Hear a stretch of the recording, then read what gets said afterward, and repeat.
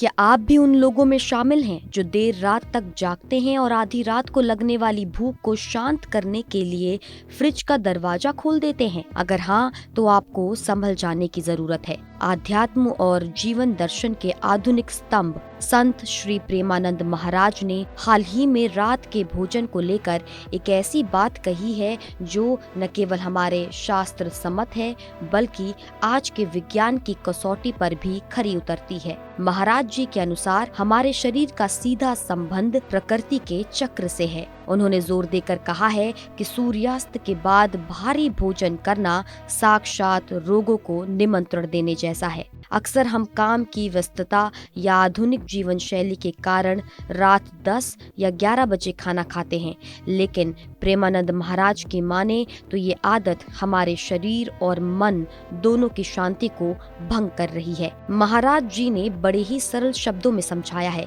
कि जैसे सूर्य ढलता है, हमारी जठराग्नि यानी भोजन पचाने की शक्ति भी मंद पड़ जाती है। अगर हम रात को देरी से खाना खाते हैं तो वो भोजन पचने के बजाय शरीर के अंदर सड़ने लगता है, जिससे न केवल गैस, एसिडिटी और मोटापा बढ़ता है, बल्कि हमारी चेतना पर भी इसका गहरा असर पड़ता है। उनके अनुसार शाम को सूर्यास्त के कुछ समय बाद तक भोजन कर लेना सबसे उत्तम है। यदि आप ऐसा करते हैं तो आपका शरीर हल्का रहता है, आपकी नींद की गुणवत्ता में जबरदस्त सुधार होता है और आप सुबह ब्रह्म मुहूर्त में उठने के लिए खुद को ऊर्जावान महसूस करते हैं।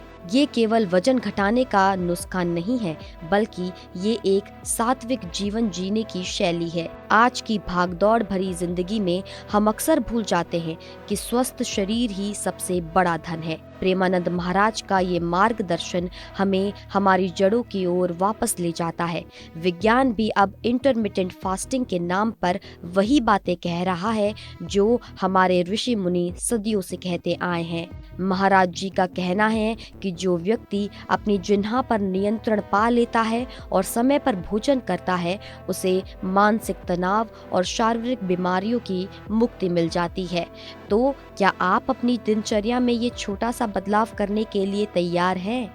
याद रखिए, रात का हल्का और समय पर किया गया भोजन आपके कल को बेहतर बना सकता है। अगली बार जब आप रात में देर से खाने का मन बनाएं, तो महाराज जी की इस सीख को जरूर याद कीजिएगा।